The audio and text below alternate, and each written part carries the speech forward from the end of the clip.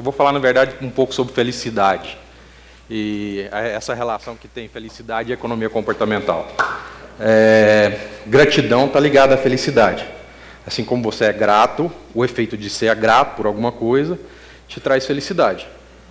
Bom, então eu sou grato às pessoas do TED, Zé Filho, que me chamou aqui.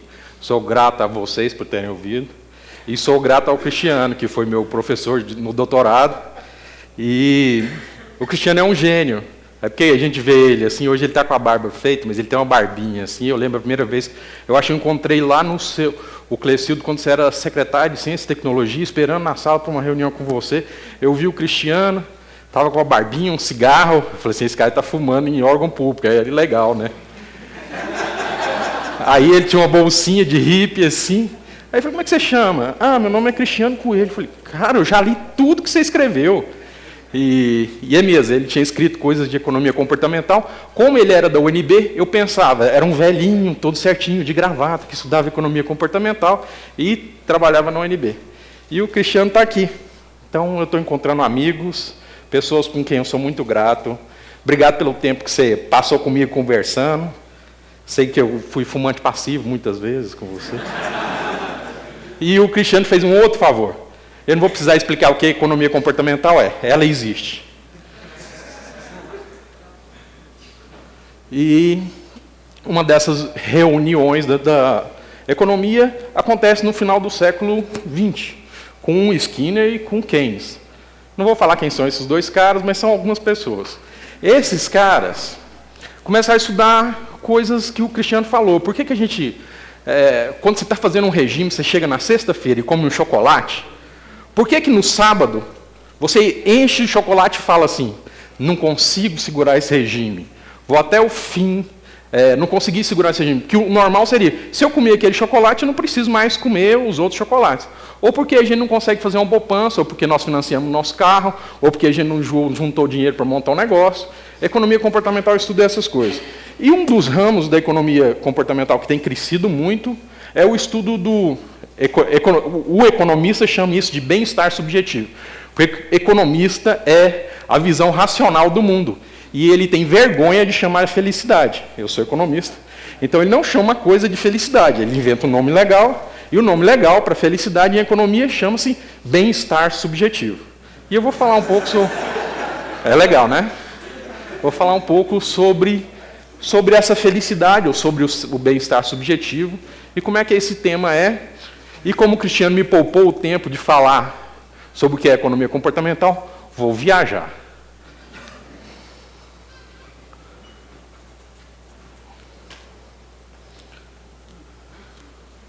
Bom, existe um psicólogo. Em psicologia existe uma coisa que chama metacontingência. Significa que você não é só o seu conjunto de neurônios individuais. Você é os seus neurônios com todos os outros neurônios. Então, a cultura, a gente não percebe isso, assim como o neurônio, como indivíduo, não se percebe como parte de um todo. Se você entrevistar um neurônio, quem é você? Eu sou o neurônio. E assim, se você entrevistar qualquer um de vocês, vocês vão se entender como eu sou a pessoa X. Mas isso não é verdade. Você é a pessoa X, mas também é toda a sociedade em que você vive. E a psicologia tem estudado isso há 20 anos. Isso se chama metacontingência. A gente dá outros nomes para isso, se chama cultura, ou se chama isso de... Mas é esse cérebro pensador que é a metacontingência. Bom, existe um psicólogo que prescreveu o seguinte, eu vou estudar a felicidade.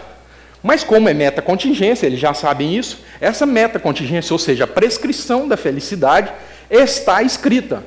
Porque nós, como cultura, produzimos música, literatura, para ensinar os outros o que é felicidade, ou o que é bem-estar. E aí esse pesquisador, que se chama Martin Seligman, é um psicólogo famoso, ele ainda está vivo, ele pegou 86 códigos e criou regras desses códigos. Eles tinham que ter durado, no mínimo, 200 anos, ou seja, tinham que ter passado por uma cultura mais do que 5 gerações, e ele tinha que ter descrito lá a receita da felicidade. Ele pegou esses 86, jogou num software, que é um software de... Quem estuda na universidade, que é um software de leitura, e o software lê e relaciona o item felicidade com o que você deve alcançar o que você deve fazer para alcançar a felicidade. Sendo que para alguns, para o budista, felicidade era o nirvana, e para o cristão, felicidade era o reino de Deus. Ele só fez esses ajustes e achou uma prescrição de 28 comportamentos, como regra, descrevendo, se você os fizer, você será feliz. O cara escreveu um livro que é, infelizmente, aí o Cristiano que é usado nos tratamentos de depressão. Assim, infelizmente não, acho que ele salvou a vida de muita gente, mas ele era mais do que isso que ele estava escrevendo. Ele estava falando assim, a psicologia não estuda só a doença, a psicologia pode estudar escolhas. E muitos dos economistas começaram a olhar essa função, essa descrição de metacontingência. Esses 28 comportamentos foram agrupados em 6 comportamentos, que são, terminando o TED, né, Léo? Essa você estava esperando. Esse é o verdadeiro segredo. Lembra do filme O Segredo? O cara estudou isso com ciência, comprovando, tem uns gráficos, e mostrando que ele sabe como alcançar a verdadeira felicidade. Então, o que eu quero do meu futuro? Eu quero a felicidade. Bom, existe um teste psicológico para fazer isso, que o psicólogo adora, inventar um teste. Uma das coisas que foram descobertas, uma das primeiras virtudes, ou dessas características, é paciência. Se você for paciente, você será mais feliz. Isso significa que se você não financiar seu carro, juntar o dinheiro para pagar o final, você vai ser mais feliz. Mas, na década de 70, tinha um psicólogo também famoso, que chama Mitchell, e ele reuniu 180 crianças, depois essas experiências foram repetidas muitas vezes, e se vocês olharem no YouTube, vocês vão encontrar isso. Trancou eles numa salinha, pôs a criança e deu um marshmallow para eles. E falou, eu vou sair da sala, quando eu voltar, daqui a 10 minutos, se você não tiver comido esse marshmallow, eu vou te dar um segundo marshmallow.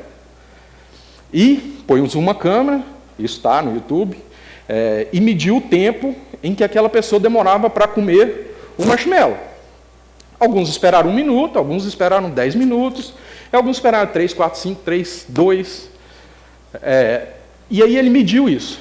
E só nos Estados Unidos para conseguir isso, ele conseguiu financiar a pesquisa. 15 anos depois ele voltou e fez um teste e pegou as notas do SAT, que é o Enem americano. E ele tinha uma correlação positiva de quantos minutos o cara tinha esperado do marshmallow para qual que era a nota dele na prova do vestibular. Então ele sabia, de um menino de 5 anos, a probabilidade com razoabilidade, eu sei que tem doutores aqui, então vou ser bem científico,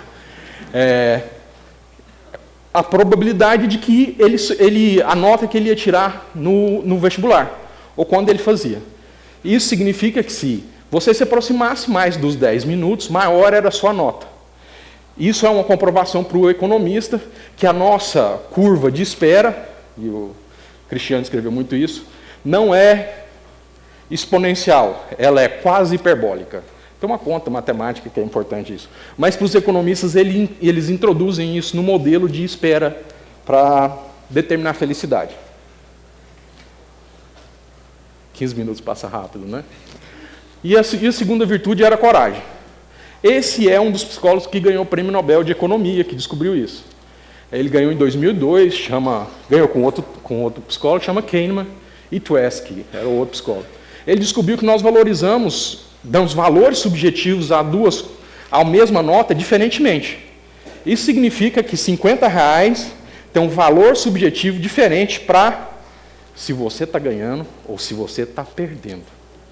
Você valoriza muito mais perder R$50 do que ganhar R$50. Significa que se vocês estiverem saindo hoje, acharam uma nota de R$50, vocês vão uma nota de R$50. Vocês vão ficar um tanto de felicidade, um tanto de prazer. Mas se vocês chegarem em casa e abrirem a carteira e não encontrar essa nota de R$50, porque aquele outro cara achou ela, você vai ficar proporcionalmente mais triste. E tem algumas descobertas nisso, eu não vou entrar, que por isso nós somos motivados pelo medo. Então, se eu quero fazer alguma coisa, que ela faça alguma coisa, eu supervalorizo o medo. Você tem medo de perder o emprego, você tem medo da recessão, você tem medo da bolsa estar caindo. E você subvaloriza o ganho. Então, você tem medo de entrar num projeto, você tem medo de comprar uma ideia boa. Isso a sociedade já sabe há muito tempo. Então, toda vez que eu falo alguma coisa, eu supervalorizo o medo para você fazer o que eu quero. Se eu enquadrar você na relação de medo. Bom, isso aqui ele ganhou o prêmio porque ele descobriu, pasmem, que quando a bolsa está caindo, o que você faz? Vende suas ações. E quando a bolsa está subindo, você compra. Aí tem aquele, nossa, eu fiz isso na bolsa de 2006, né? Você comprou na alta e hoje ela está a 50 mil pontos e perdeu lá os 15 mil reais. Bom, hoje a gente mede. Por que a gente está estudando isso? E isso tem muito a acrescentar. Eu estou só arranhando no tempo que eu tenho aqui um tema que é muito importante. Hoje a gente mede, e aí a gente viu dos outros palestrantes, bem-estar por riqueza. Toda vez que eu assisto o Jornal Nacional, o cara está lá, o PIB é isso. O PIB é riqueza, é grana no seu bolso. O desemprego é esse. Mas nunca ninguém me pergunta se aquela sociedade é mais feliz ou não. Por acaso a sociedade mais feliz não é a mais rica. Na verdade, as sociedades mais ricas, o cara está lá quebrando loja, matando gente, atropelando pessoas, os caras estão revoltados lá, preocupados com o consumo. Acho que o teste que a Gallup fez no mundo, a sociedade mais feliz era a dinamarquesa. E os Estados Unidos estava em 78º lugar. Bom, a gente está discutindo isso. Além disso tudo, hoje eu trabalho no Ministério da Integração, no governo federal, e nós estamos medindo isso. Nós estamos lá discutindo não medir desenvolvimento de uma cidade puramente por riqueza, mas achar medições que sejam relevantes. Estão conosco lá trabalhando o Banco Mundial e o IPEA. Então, se vocês, que é uma surpresa, o Banco Mundial é um dos grandes patrocinadores do estudo sobre o bem-estar subjetivo. E a gente está lá medindo, em vez de medir o que se tem, medir o que se é. Essa é a grande medida. Mas o segredo é agora, a última lâmina. E quais eram as outras virtudes? Paciência, coragem, justiça, amor, sabedoria e fé. Se você segue esses comportamentos, e isso está como seu valor, a sua probabilidade de ser feliz, e olha que felicidade é essa. É tanto a felicidade remunerada pelo meio ambiente, quanto a felicidade interna. E nesse caso, a felicidade é tanto um operante como um respondente, para os psicólogos comportamentais. O Weber está aqui, o Cristiano sabe o que era isso. Eu estou defendendo essa tese, não tenho certeza absoluta disso, não. Mas, na verdade, os economistas já estão fazendo scan, mostrando isso. Isso significa que quando vocês assistiram a palestra do pedal goiano, o cara ter conseguido pular de 14 para 15, algum nível de felicidade em vocês aumentou. Então, no seu cérebro, para algumas pessoas, né? Mas se você assiste um filme que tem coragem embutida, ou uma relação de amor, ou uma relação de fé, você está mais propenso a ser feliz. E olha que legal, a receita no mundo é essa. O futuro que eu quero é um futuro em que o caráter conte. Que não só o dinheiro conte. Um futuro em que virtudes sejam o principal ativo do ser humano. E isso é tanto externo quanto internamente. Não existe mal para a felicidade. Mas só que a felicidade em si não é um objeto. Você não consegue alcançar, ela é intangível. Mas agir com paciência, justiça, sabedoria, fé, amor e coragem, esse eu posso fazer. Eu tenho 40 segundos e eu vou dar uma receita. Para vocês verem que é externo ou direto. Já fizeram esse teste de felicidade, e isso está relacionado ao grupo fé, que é gratidão, como eu comecei essa palestra. Amanhã, ou hoje, peguem uma folha em branco. Escolha uma pessoa para a qual você tem muito a agradecer. E para quem você não fez isso. Escreva lá por que você é grato para aquela pessoa.